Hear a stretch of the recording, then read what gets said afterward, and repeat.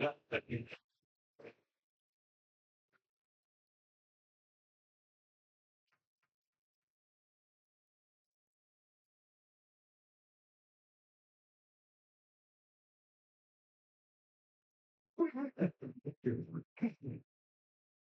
right. Call to order the Board of Education regular meeting for Monday, November 24th, 25. You can call the roll. Mr. Dahl. Here. Mrs. Dernbaugh. Here. Dr. Grab. Here. Megan Sparks. Here. Dr. Rohr. Here, please stand for pledge. Should stand. Pledge allegiance. United States of America. And for all which is one nation. So, have a motion for approval of the agenda as presented. So moved. Second. Call the roll, please. Mr. Dahl. Yes. Mrs. Dernbaugh. Yes. Dr. Grab. Yes. Megan Sparks. Yes. Dr. Rohr. Yes. No one has signed up to speak for the Board of Administrative reports. The legislative reports, Dr. Pratt. Hold on tight, folks. All right. As you may have heard or read in the newspaper this week, it has been a bit of a whirlwind in the legislative arena. We talked a little bit during the work session. I was able to go with fellow board members up to the OSBA annual Capitol Conference last week. So I did get to participate in some of the legislative sessions, talk about some policy making, and I got to talk to some of the OSBA legislative staff members, both during the conference and then again during our monthly meeting today. Because there was a lot to go through. In just the last week, the House and Senate combined voted on nearly 40 bills, kind of in this fall lame duck frenzy of legislative activity for the year. And so it's kind of that thought that as we approach Thanksgiving and the holidays, they get all of this stuff in their last week in session. A lot of it can kind of go under the radar and then get signed by the governor in the next 10 days. The General Assembly then recessed as of last Wednesday for the remainder of 2025. On the call today, they said there are some rumors that maybe they'll come back mid-January, but probably it's going to be February before the General Assembly kind of resumes discussing some of these other bills. So some of these are headed to the governor, and those are what we're going to talk most about today. Some of them will come back in January, especially some of them we'll talk about that at the end, and will then be addressed by the Senate. So there is still going to be time for advocacy and reaching out to legislators on some of those if you have concerns. And then there's a whole slew of other things that have just sort of been introduced. So I do know that it's a lot. We're going to start with property tax reform, which has been on the front page of the paper, and it came through the Ohio Senate this week. These bills that I'm going to present now are all sitting on the governor's desk. He has 10 days to act on these. The first is House Bill 335. This is so when we talk about some of the property tax legislation, there's one of them in particular in here that doesn't affect our district so much because of where we sit, but this will affect all of the 600 plus school districts in the state, plus the other public entities that receive funds from inside millage. So this is going to cap tax growth of all inside millage to the inflationary indicator called the GDP deflator. It's going to start in tax year 2026. It is going to take, my understanding is the average of the previous 3 years, so it won't necessarily have as big a jumps year to year. That's kind of one of the protective measures in place. It was amended in the Senate Local Government Committee to remove some provisions that had been added by the House. But per the State and Daily News article, the estimated revenue loss simply from this bill to the public entities is going to be somewhere between $620 and $760 million over the 3 years. And that will be schools, fire, all of the public entities. Is that number for Montgomery County or is that for the region? Do you know? I believe that was their state number is what they had provided. Yep. The next bill is House Bill 186. This also passed the Senate 30-3. The first part of it is not necessarily applicable to Centerville City Schools because we are not a district that is at the 20 mil floor. But this will cap tax growth to inflation for districts that are on the 20 mil floor. So that is a substantial number of districts. It will use the same indicator and that same kind of calculation. There is a retroactive tax credit, so there is going to be loss kind of right away. So what they did was they took they made appropriations in this bill for $485 million to kind of restore some of the funding in 26 and then some in 27 for the losses that these school districts will face. Per the article in the Dayton Daily News, which has not been discussed in some of the other legislative forums, what they're saying is that they're paying for this using the state's expanded sales tax holiday fund. What they had initially said was that there was money left in this fund because the sales tax holiday had not been as widely used as they had projected. So they were going to use the leftover funds. But what this is saying now is that potentially they will cancel the expanded sales tax holiday, at least for 2026. So instead of the 2 weeks sales tax holiday, it would go back to 3 days in order to pay for this.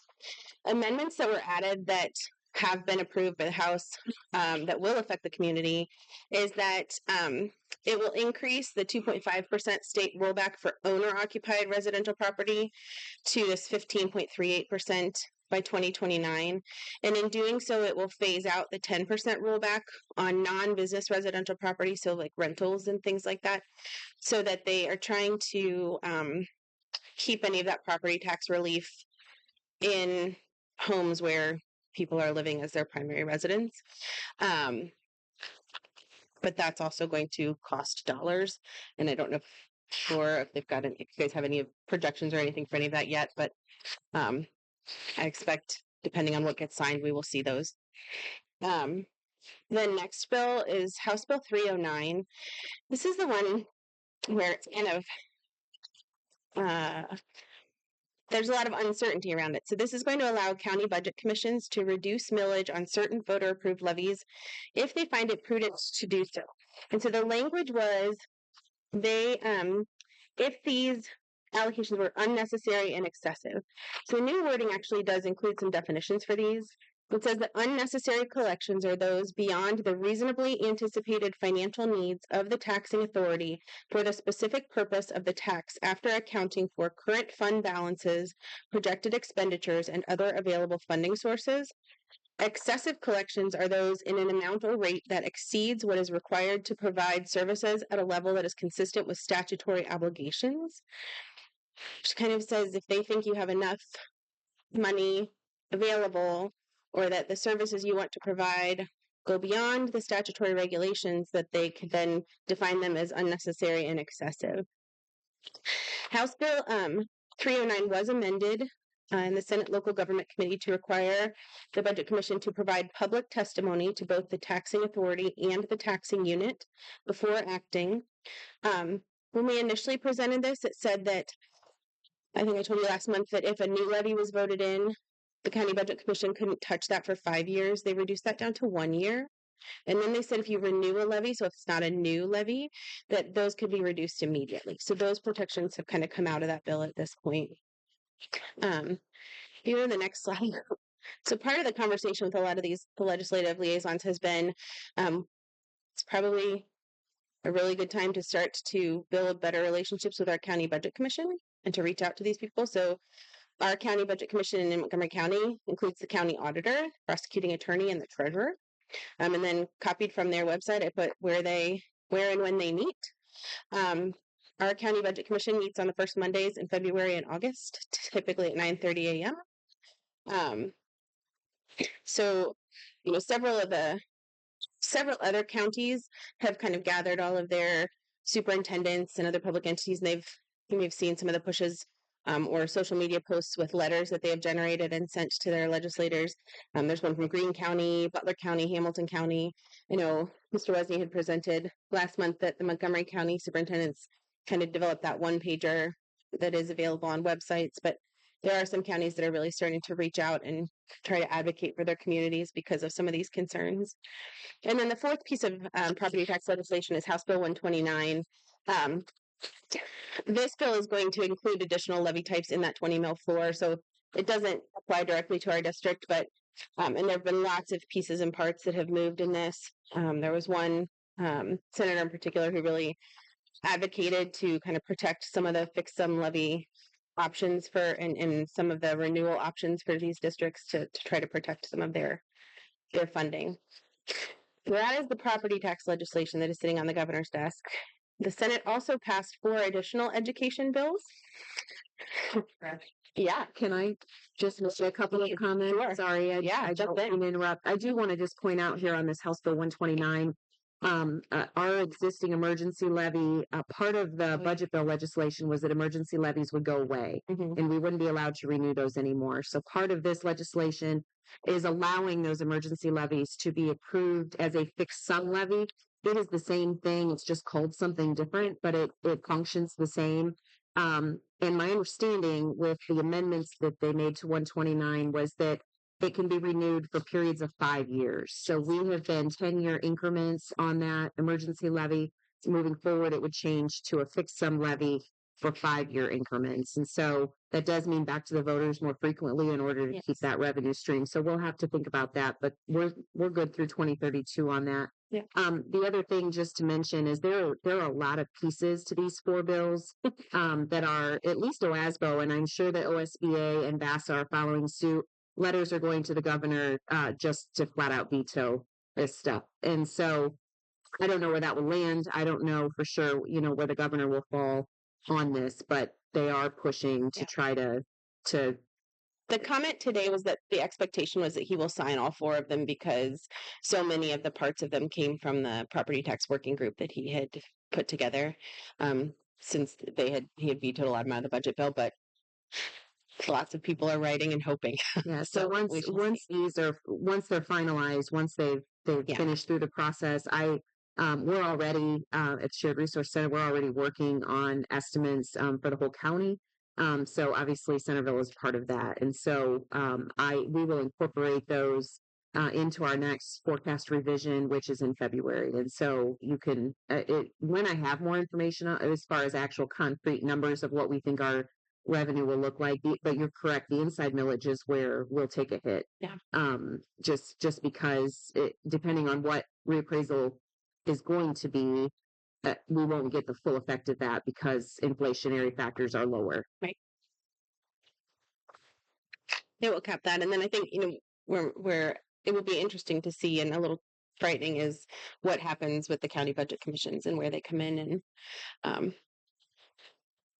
and how that will impact things and how that will vary from county to county also. So we'll see. Other legislation. I'm gonna look at Shree because this one I didn't think would come through the way that it has, but this one's also going to the governor's office. It's House Bill 114, which we talked about a few months ago. This is going to change the kindergarten admission date. So it's going to change every year, potentially, and from district to district, so that students who are going to be 5, and then there's a thing about if they're going to be 6 and they haven't already completed first grade, by the first day of the school for the district for that year, then they can be admitted. So it will, he's like, so that will, right? Like, what do you want me to do? So that is sitting there. This one, it's kind of strange. So on the end of your biology exam from last year, there was a question that was graded incorrectly.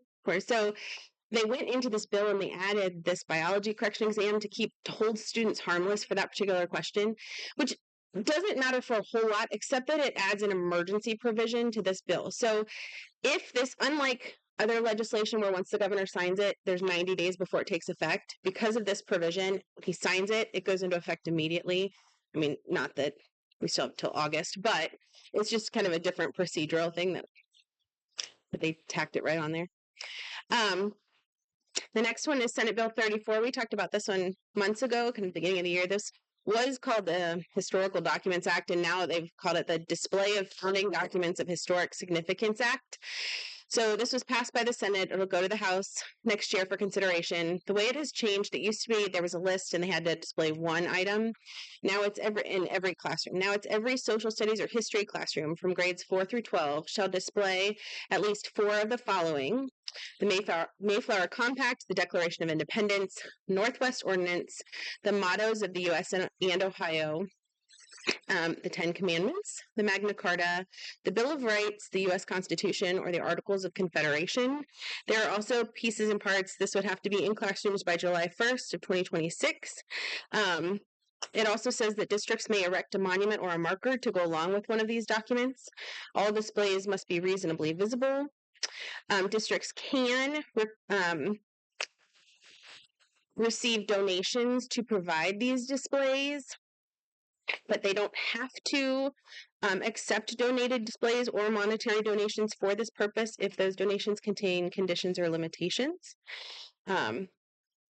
So there are lots of parts of this that are concerning. We shall see what happens. House Bill 184, these are just two other ones that went through, is mostly a budget and language cleanup bill. It's got a lot of different pieces. I have all the different parts of it if you're curious with me, but none of them that I can tell that really are going to impact us hugely. And then Senate Bill 19 is the other one that's going to go to the House for consideration. That's that math improvement and monitoring plans from Senator Brenner. But I think everybody expects to go through. He says it qualifies for the 25-26 school year in the bill, but we're halfway through that, so I'm not sure how that works. But imagine that's going to start for next year. And then if we move over to the House, education-related bills that passed in the House that are now headed to the Senate at the beginning of the year. So if you want somewhere to advocate, these are the ones to think about. House Bill 485 is the Baby Olivia Act. This is the one that we talked about last month that requires human development curriculum in health classes. This curriculum has to include at least a 3-minute high-resolution fetal ultrasound video that has organs that they are listed, the organ development for the ones that they list. And then the Meet Baby Olivia animated video produced by Live Action, which is politically active group. There were some amendments after testimony last week. This went through very quickly. They changed it from grades 3 to 12 to grades 5 through 12. They did add in explicit parental opt-out language and parental notification language. They also removed language that would give the Attorney General of the state power to sue for damages or an injunction if a school violates the mandate. So those were the changes that have been put in for that one. Before you pop down, you had given testimony, written testimony I sure did. on that bill, and there are a lot of errors within that video and falsehoods. Yes, there sure are. I just want to make sure that Yes. as a neonatologist, Yes. I know that is it's not an accurate representation of what life is really like. All of the medical community, like there have been a lot of medical experts who have testified that and provided information about the inaccuracies. I think from my standpoint, one of the biggest inaccuracies that could impact students and their families is that the Baby Olivia video chronicles fetal development. They use starting from what they consider the date of fertilization, which is kind of medically not considered to be all that knowable. But what it does is that then every time point that they put forward in the video, if you compared that to, say, going to an obstetrician and what they would tell you you are from like weeks of pregnancy, those time points are 2 weeks behind what they would tell you in your pregnancy. So they say, baby Olivia at 20 weeks can now survive outside the womb with some help. So for a pregnant woman who's coming to the hospital, that would be a mom who's delivering a baby at 22 weeks, which is very different than if I was going to be speaking with a mom who was delivering at 20 weeks. And so those are just some of the parts that if you're teaching that to students, it's not going to relate well to information they're getting from their medical provider. So there's risk there, and then there's lots of other pieces and parts that are controversial. And I think we're all well aware of people behind this. Yes, so Live Action is very well known as an anti-abortion group, and it's not known for being scientifically accurate. So what do they expect a 5th, 6th grader to get out of this? I'm not sure because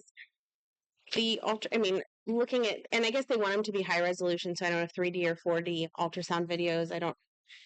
I'm not sure where they want folks to get them from, but if you read the testimony, it's trying to reinforce this idea of personhood and when that begins, and the idea of kind of indoctrinating that philosophy into folks. So it's worrisome, I think, for sure. So is the next one. So the next one, this is House Bill 486, which also passed the House. And I will tell you there are 3 slides on this one because I just wanted you to be able to see all the pieces and parts. You won't be able to read it. It's very small, but I wanted to have it all there. This is the Charlie Kirk American Heritage Act. What it says at the very top of the bill is that it's to permit teachers in public schools and state institutions of higher education to provide instruction on the influence of Christianity on history and culture, or now it says Judeo-Christian culture. But then it goes on to kind of say that this is intended to encourage people to teach the positive impact of religion. So if you go on to the next slide, it will tell you all of Just forget this. Oh. It's not religion. It's Christianity. Christianity. Yes. Specific. Yes. And the impact that will have on our country. But if you go on to what the bill actually states farther down in the text, it says, when providing instruction on the topic of American history, a teacher in a public school may provide instruction on the positive impacts of religion on American history, which may include the following historical accounts. And then there are, from like A through T, the points that they think should be made. So the authentic history of the Pilgrims, including them as a church, the first Thanksgiving that was observed as an act of gratitude towards God. If you go on to the next slide, there are parts B through K. I have all of these if anyone would like to see them. And then the following goes all the way down to that religion, morality, and knowledge are essential to good government, as expressed in the Northwest Ordinance and the Ohio Constitution. So that is kind of all of the different parts of the Charlie Kirk American Heritage Act. It ends up being very specific. It's kind of interesting. Next is House Bill 88. This actually had Bill Plummer as one of the sponsors.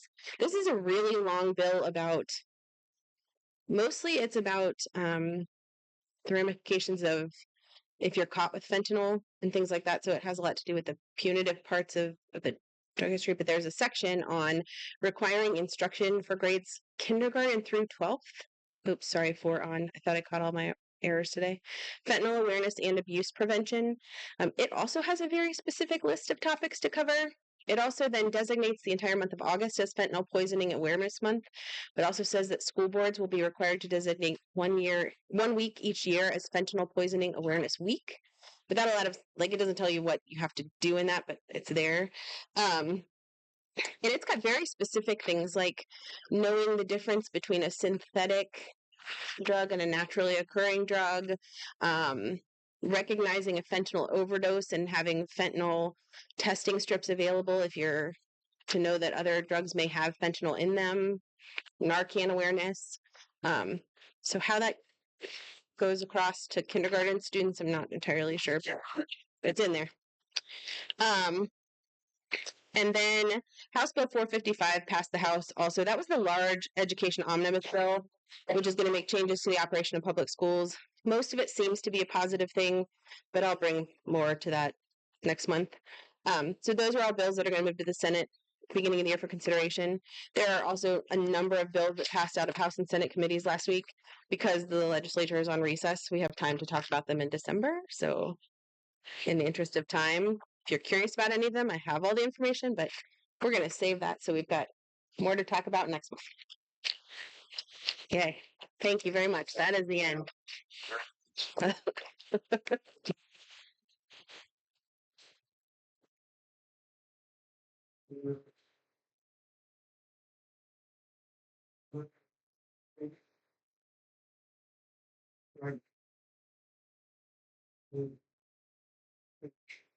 Right? A requirement that the state's already given us to keep so many hours of that. So where are we going to squeeze in the time to do all this other stuff that the legislature and its infinite wisdom think we have time to do? It's a good question. I thought you were going to ask how we're going to get all this fit into our policies next. Well, that's which is also a lot of work in detail that goes into getting that stuff in place. And so I think it's a great question. We don't have. I don't think the question answers yeah.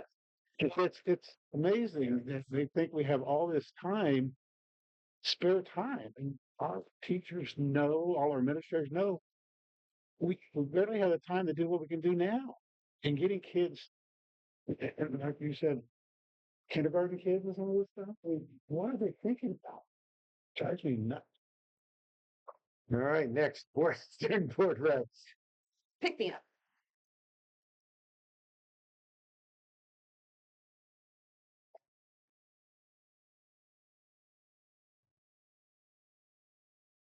Okay, good afternoon.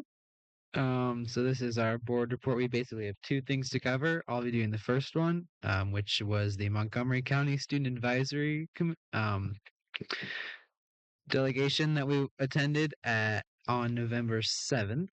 So we touched on three main things in that meeting besides just getting to know the people there.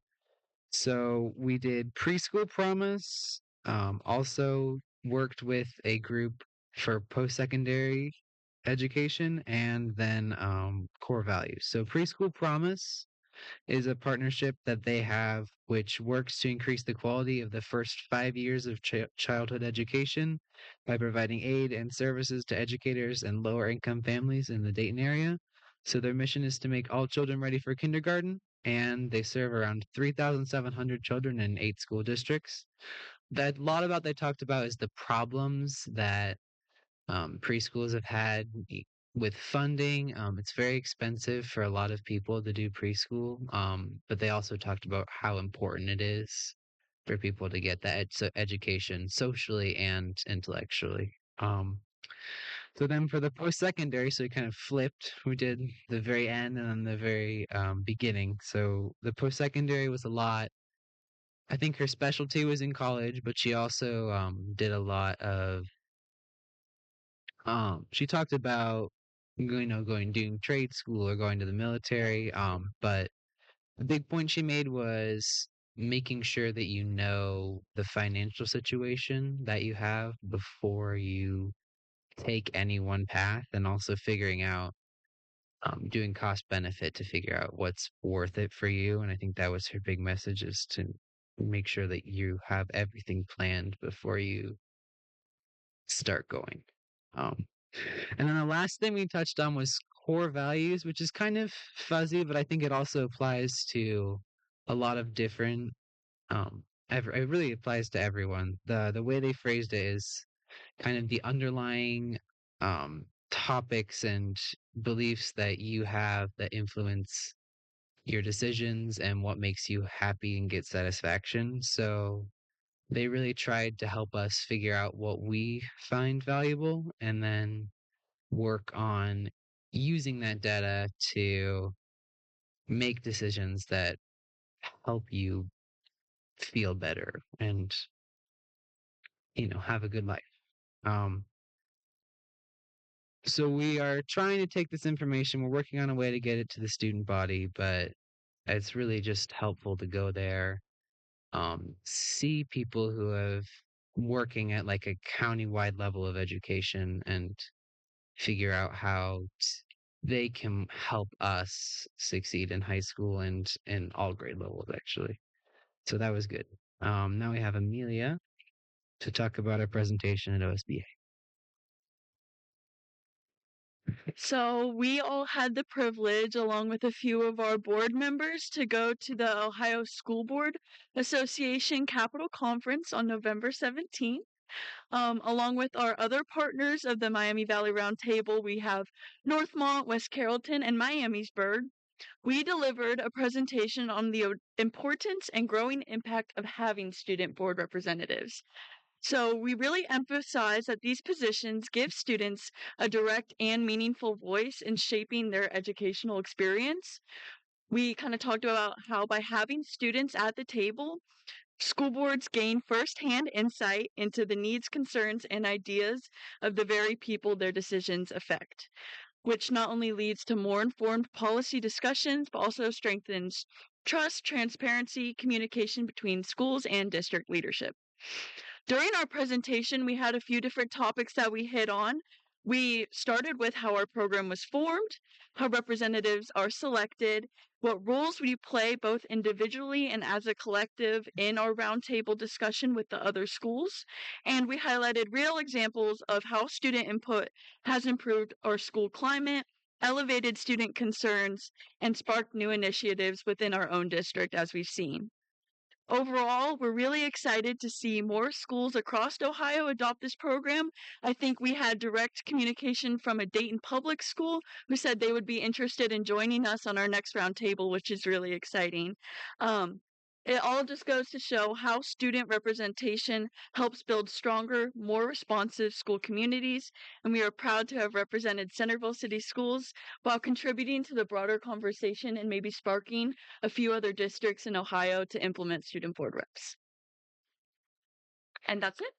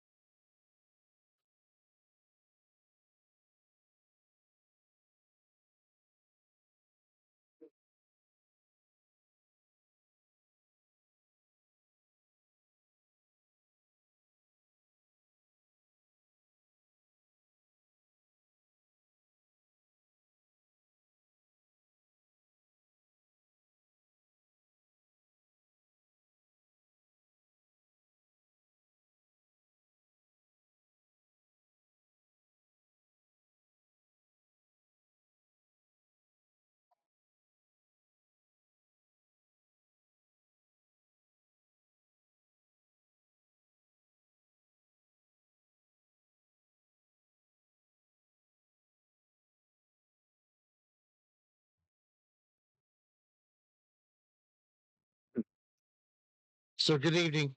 Before I start, I just wanted to kind of go back on the agenda a little bit. I know Dr. Rohr and Mrs. Dernball talked about the kids' presentation at OSBA.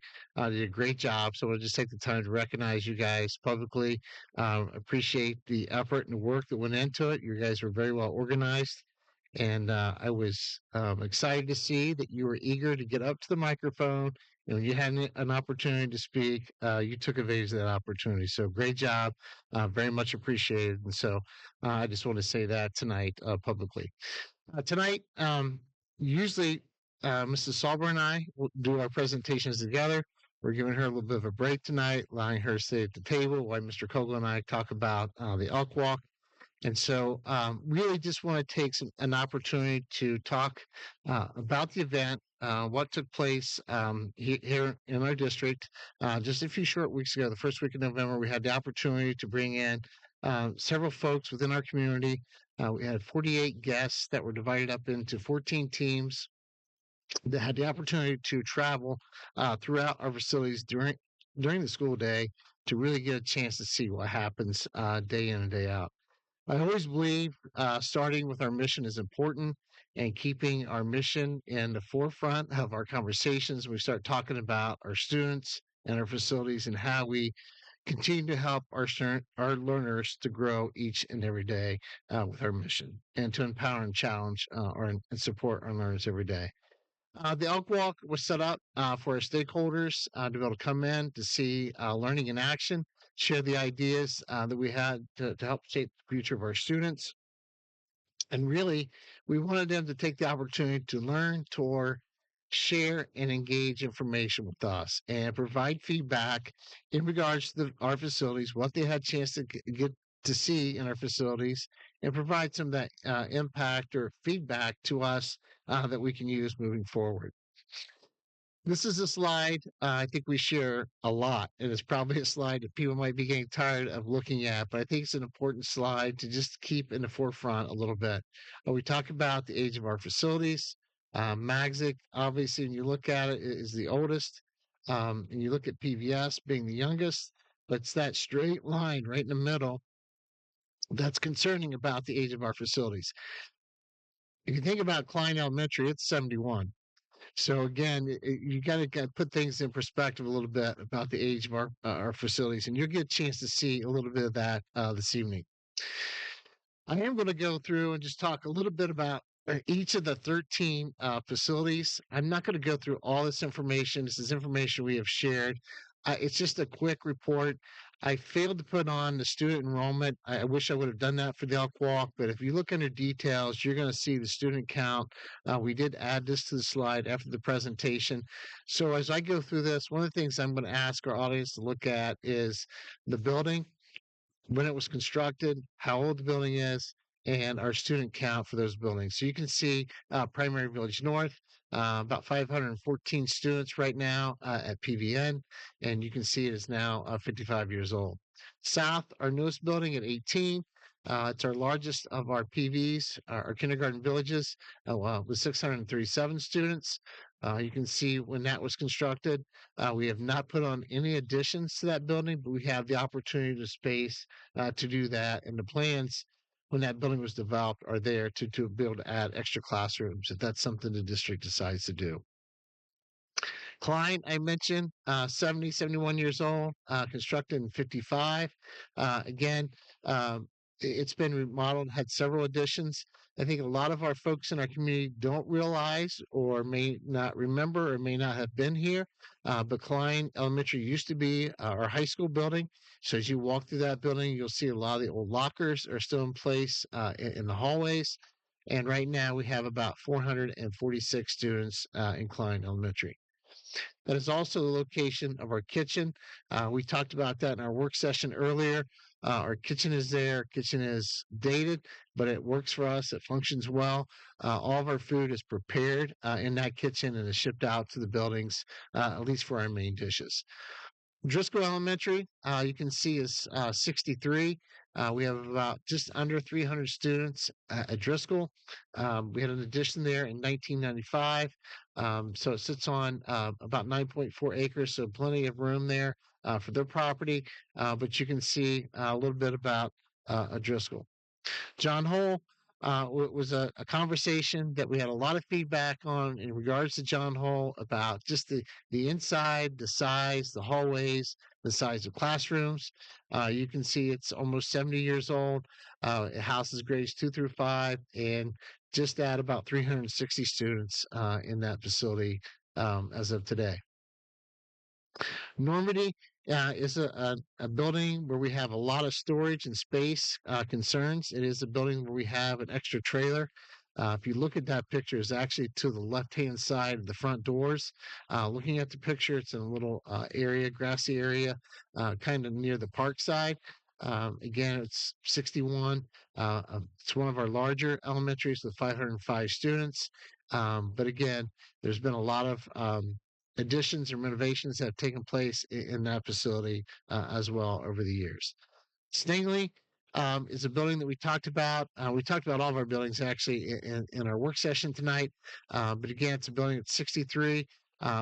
Great shape for the age of this building and the condition of the building itself. But you can see we have about 266 students in the building, and it's been remodeled and had some additions added to that building as well. Weller, constructed in 59, 66 years old, about 517 students. Weller's an area where south of town we've had a lot of growth. That building is pretty full. And if you had asked the principal, he would tell you that there is no extra classrooms or extra space available in that facility. But overall, a very good facility, again, with a lot of space around that area as well as far as the acres that it sits on. Magzik, I promise you, we did not change this picture for this presentation. It's a picture that we had in our files, and it makes the building look really old. But it is our oldest building, as you can see. We have about just under 590 students in that facility. Several additions have taken place there throughout the time of Magzik.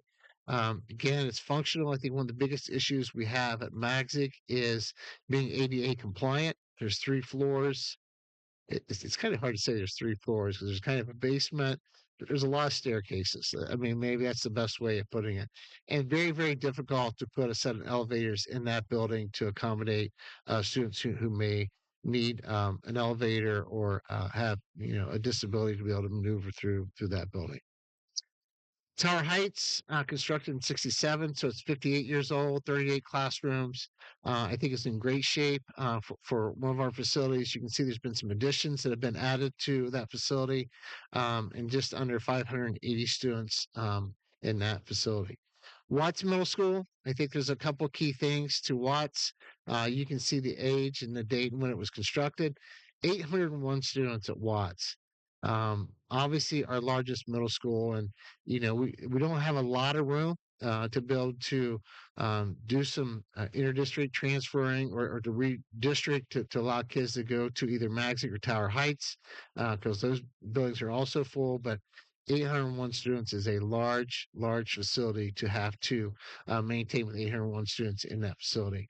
And to brag about our principal there a little bit, without an assistant principal, by the way. So I would challenge anybody to look up a middle school in this state that has 801 students and not an assistant principal serving that facility or those kids. So again, one of our other middle school facilities that we have. School of Possibilities, again on Virginia Avenue.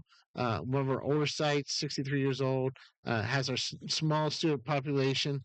That's really based upon some of our high school students who have a specific need to help them get their high school diploma and their credits. And it's sitting at about 42 students at that facility. And then here at Centerville High School, you can see it's already 52 years old. We're at about 2,566 students, several additions and renovations that have taken place over the time of that facility. So just want to take a little bit of time this evening to kind of showcase and share pictures of our facilities and to really give just some brief information about the details of those sites. We also have, and I'm going to turn this over to Mr. Coe in just a few minutes.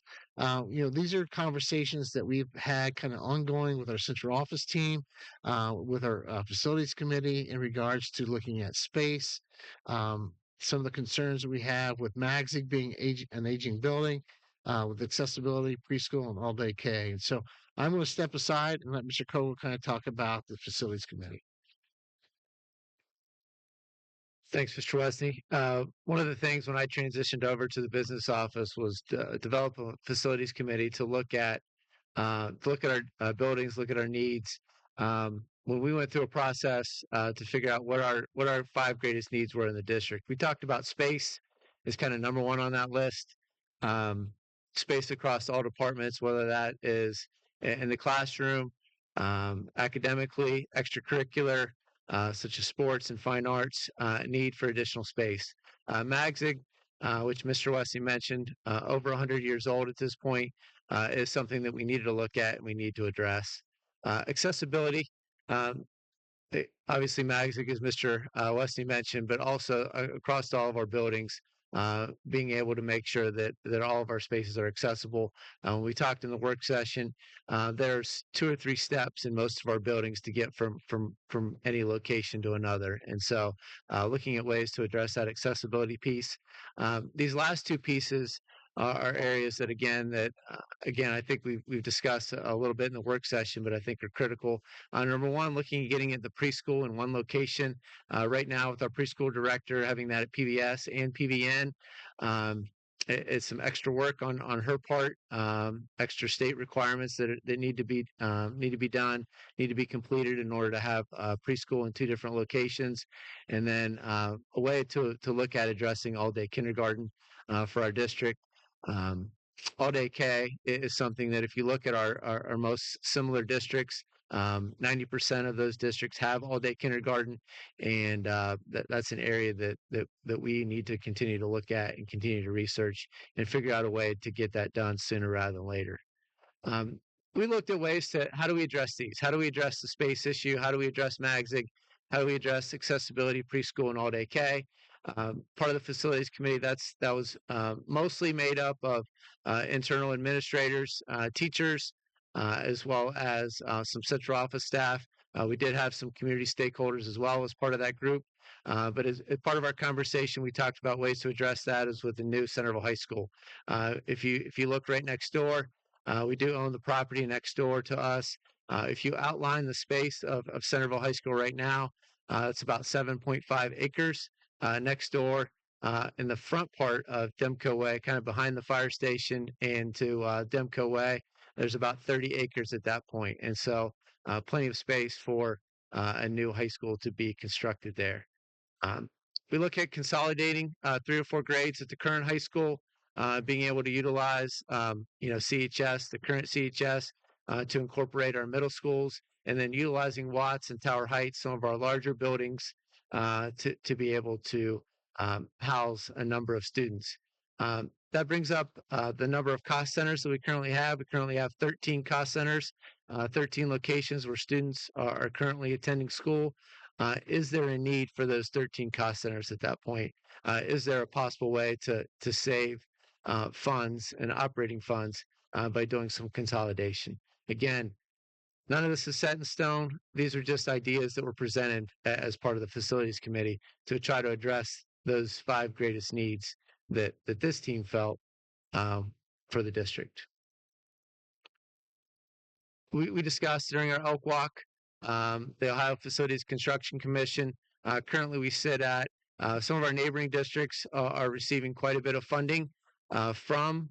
If you drive up 675 at Fairborn, if you go up 75 with West Carrollton, just to talk about where we are in this process, we're currently at 18 and 82. 18% will be funded from the state of Ohio, and 82% would be locally funded. There's an enrollment study as part of this OFCC process, as well as a facility assessment that looks at renovation as well as looks at construction costs. And then the last piece, Mr. Westing mentioned that we broke up into groups and went throughout. That was kind of led by our central office team as well as our maintenance staff to take these groups. We were looked at the interior as well as the exterior of the building. We made this process and this survey similar to the assessments that would be done by the OFCC, similar to the assessments that were done by Levin Porter and Associates a few years back, looking at our buildings and making determinations whether things were satisfactory, whether or not they need to be upgraded or need to be completely redone. So again, we discussed and talked about the feedback from the 38 folks that there were 48 people that participated. We got feedback from 38.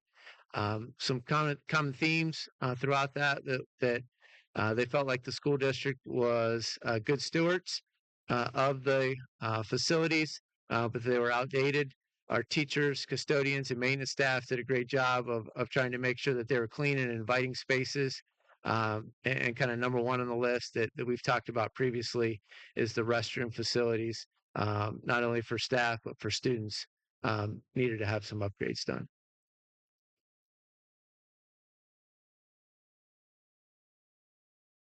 So I think just to add, before we to open it up to questions from the board, I think when you start looking at our facilities, I think it'd be easy for us to stand in front of you, in front of the community, and say we think this needs to happen, or this should be plan A, B, and C. And really, my point and my message here is we really want to get the community involved. If there's ever the opportunity to build a facility, you have to think of our facilities. We showed the picture of the screen of the age of our facilities. It's going to be around for 100 years, right?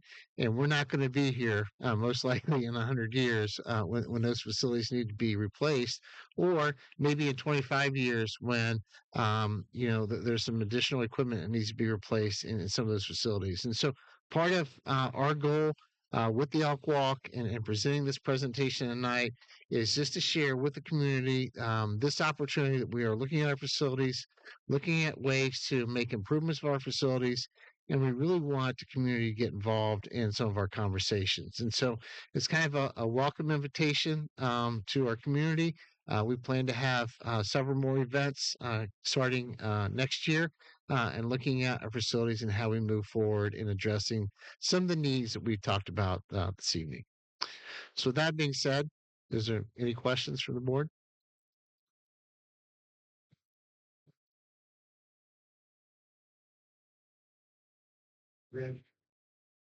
I put it on, things come to this, with the rest of thinking.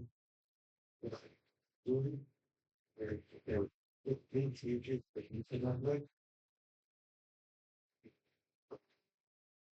No, that's the direct thought. With the, to that alcohol. Sure. Really.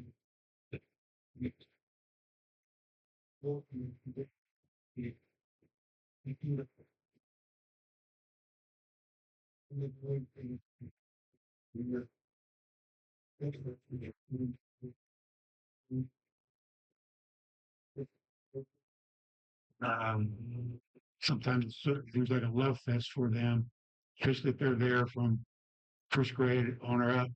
So that's going to be an interesting dynamic to see how much they'd like to have that community school. I'm sure we're not going to be able to increase the size of John Hole School. There's not land available. Probably not going to be able to do that for most of those elementary schools. So it'd be interesting to see what the community feels like with regard to changing maybe how kids are placed in schools and where they're going.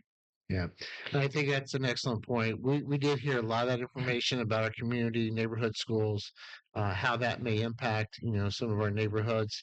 And you're right; those are conversations that we want to have with our residents in regards to those locations. I do think that was one of the really interesting things that came up in the presentation I talked about in the work session, that the superintendent at Kings had said, when they had gone with their two previous bond issues that had not passed, that they had kind of plans of what they wanted to do, and one of them involved like a transportation building being torn down, and the other one involved one of their elementary schools. And he said, it was interesting. He said, I had my plans and what I thought would be the best way to do this.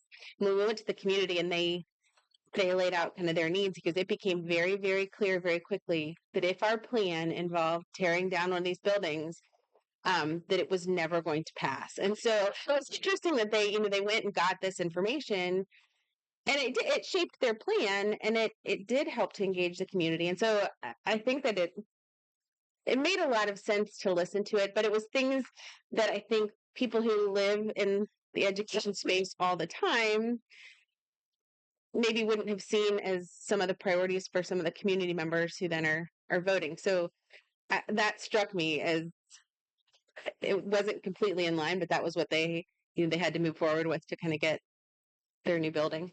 And I think we see some of that. Cut that, just redistricting, Yeah. what the impact was. That taking down schools, getting rid of the community ones might be even more interesting to deal with, but go out, communicate and see what happens. Okay. Thank Any you. other? Thank you. Alrighty, we're gonna move on to the treasurer's recommendation. Hold on, time out. I got one other piece. I did do it a little bit. Yes. Yeah.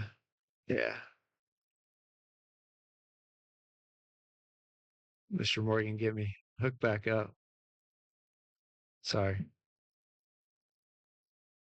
Well, really tonight, I mentioned that what I mentioned during the L walk about the 1882% piece there. But as part of that, in order to partner with OFCC, Ohio Facilities Construction Commission, there needs to be a resolution that's passed, and that's what is on the agenda for this evening. To really just look at that. Again, we're right now in the gathering of information here at this point, looking at where we are, looking at the needs of our district. Right now, we're at 496 out of 609. The only program that would be available to us is the Expedited Local Partnership Program, where basically the district and the community would fund the construction or any piece up front. And then when our number is up, when it is time for us to receive funds from the state of Ohio, then the district would receive money back from the state of Ohio. They would not guarantee us a time frame on that. I think we'd be looking at 8 to 10 years out in the future, looking at when our number would eventually come up. But again, there were no promises about that. Right now, like I said, we're at 18%. In partnering with OFCC, there's an enrollment study piece as part of that. There's a facility assessment piece as part of that. That part of the enrollment, they look at 10 years out, and the sizing of the building are based on those projections of where you'll be 10 years out as a district. And speaking with other school districts that have been part of this, the accuracy of these enrollment studies are very good. For the facility assessment piece, they go through and they evaluate each building. The OFCC does have a recommendation. Again, we mentioned this a minute ago, but they have a minimum number of 400 students per building is what their requirement is and what they look at. Again, there's no obligation for us to do anything, but again, I think it's important information for us to gather to be able to inform our community where we're at. Another piece that they look at as part of this facility assessment, they look at what it would take to remodel the building. If that is 66% of a replacement cost, they look at recommending that building be reconstructed somewhere else versus just a remodeling process. Again, there's zero cost to the district. There's no obligation to the district, but as I mentioned a second ago, the community would pay up front with this ELP program, Expedited Local Partnership Program, and then the money is provided back to the district whenever our number is up. And so tonight, there's a resolution, again, at no cost to the district, but just a way to provide and seek out additional information from an outside source about our facilities.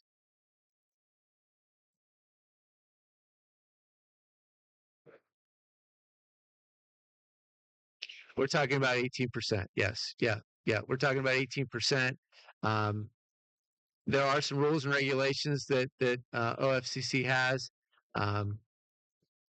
If you do partner with them, there are certain rules that you have to abide by. But sometimes those things can increase the cost, and some things are completely on the community themselves to fund. So, again, if we got down that road and decided to partner and decided to go forward in partnering with the OFCC on something in the future, that would be a conversation that would be had with the community as well as the board. Because we're so far ahead of where our number would come up, are we locking in that 18%? Is that ever reevaluated, or is it adjusted at all? So we have the opportunity. It could go up, it could go down. It could go up, but once we go in, like at this point, we're going to be at that 18%. So you're locking it in. But based on our community wealth, that would never fluctuate very much. Okay. I mean, it's possible, like Chuck said, 1% here or there, but you're locking that 18% in. Okay. We've been within a couple. Going to go down and up. We've been within a couple percent of that for the last 8 years. Okay. And how long is it going to take once we adopt this resolution? Go through the process, then evaluating, doing the package that you have. Enrollment study. That's one. We're looking so many years before we can get to point trying to go out for a bondage. How long is this process going to take? Delay that. They feel like they can get us this information in the next 4 months, 4 to 5 months. All that information. Mm-hmm. By the spring, late spring, we will have this information. We paid for the other, we took the hell over that. Yeah. And it was so bad too. Yeah. Any other questions? All right, thank you. Thank you. Now we could do treasurer's recommendation. Consider approving the October 25 financial statements, monthly general fund rolling report, monthly cash reconciliation, monthly fund activity report, then and now purchase orders approved by the administration, certified by the treasurer, and supported by board resolution, totaling $46,145.23. So moved. Second. Call the roll, please. Mr. Dahl? Yes. Mrs. Dernbaugh? Yes. Dr. Graf? Yes. Megan Sparks? Yes. Dr. Rohr? Yes, consider approving the minutes of the following Board of Education meeting, October 27, 25 regular meeting. So moved. Second.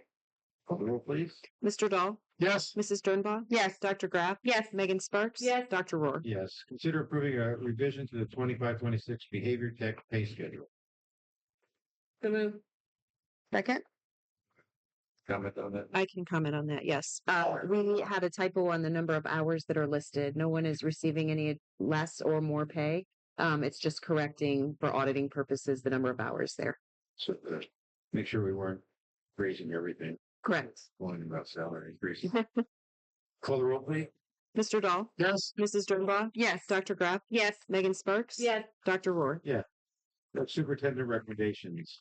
Superintendent recommends accepting resignation as listed on Schedule A. Recommends the employment, change of employment status or change of contract status for the certificated personnel listed on Schedule B for the salaries, programs, and on the effective dates given. Recommends the employment or change of employment status for the support staff personnel listed on Schedule C for the salaries, programs, and on effective dates given. Superintendent recommends the employment of the personnel listed on Schedule D and D on for supplemental contracts or duty assignments, and recommends the granting of leaves of absence for the personnel listed on Schedule E for the reason on the dates given. So moved. Second? Call the roll, please.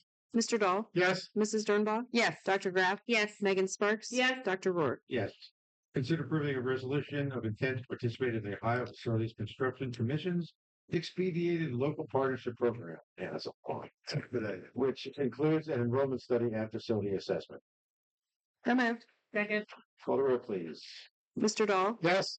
Mrs. Dernbaugh? Yes. Dr. Graff? Yes. Megan Sparks? Yes. Dr. Rohr? Yes. Final comments regarding pastoral business from the Board of Education. I was wondering if anyone had anything you want to talk about from the OSBA or be okay with that? What a good session. A lot of good sessions. Like I mentioned at the work session, the program from Bradley Payne on the capital planning, I think would be very beneficial to our district and beneficial for our community to be able to see. One of the ones I just want to break the front a little bit with a talk on homelessness. And Cincinnati presented some of their statistics and numbers. Amazingly, Cincinnati School District, they have 4,300 students that are listed as quote homeless. Homeless, again, doesn't necessarily mean you're living in a car. You may be living with someone else because of your home situation. But 4,300 students, which is about 10% of their student population. Of those, 312 were truly living in a car out there. They're in the process of forming an area as in one of the schools that extra space. Use a parking lot at night, 10 to 7 in the morning, as a safe spot for ones that are sleeping in cars until they can find facilities for them to be in. So they're working a lot of doing some things for homeless. So I did ask where we stand, and I was going to just have you give an idea because we always think this is just an inner city problem, but this is not. We have kids here that are considered homeless. So Me too. So sorry about my voice tonight. So we're sitting at about 22 students that are homeless right now, which is pretty consistent with where we have been. We fluctuate just a little bit. Most of our homeless families actually are doubled up. We have a few that end up in hotels, but it is I would like someone to knock on. It is pretty rare for us to have families that are actually living in their vehicles or staying at a campground. So while we don't want anyone to be homeless, we are blessed in the fact that, they have at least a roof over their head in some place that is more stable to be able to stay. it's important that we're looking for them, we're focusing on them, we're helping them when we're doing what we can. So Status changes. I mean, I will say that status will change. It takes a buyer, or it takes, someone not being able to make their rent. And that's a reality, especially right now with everything that has taken place. And then they can end up homeless and doubled up with someone. just one other thing, which I'm sure touch on federal legislation rather than state legislation. The Department of Education is pretty much being disbanded right now. One of the things that they just promoted was that professionals, such as nurses, which we do employ here, and teachers with higher degrees, will no longer be considered as professional degrees. the impact of that is it has a financial impact because they can get benefits that they would be losing that are reserved for professional degree students, nurses, teachers, others. So it's important right now that if you have the opportunity to contact your federal congressmen and senators, it's important to do.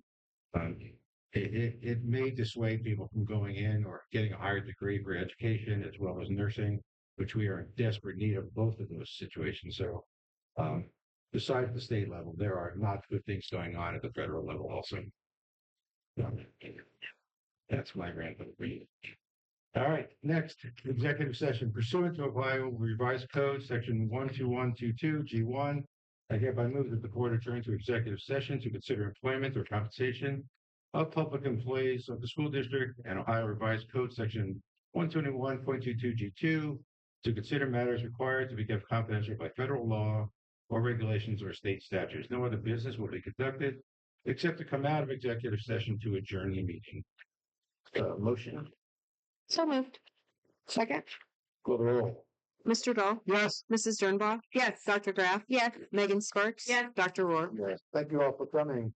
Have a great Thanksgiving break. Yeah, enjoy.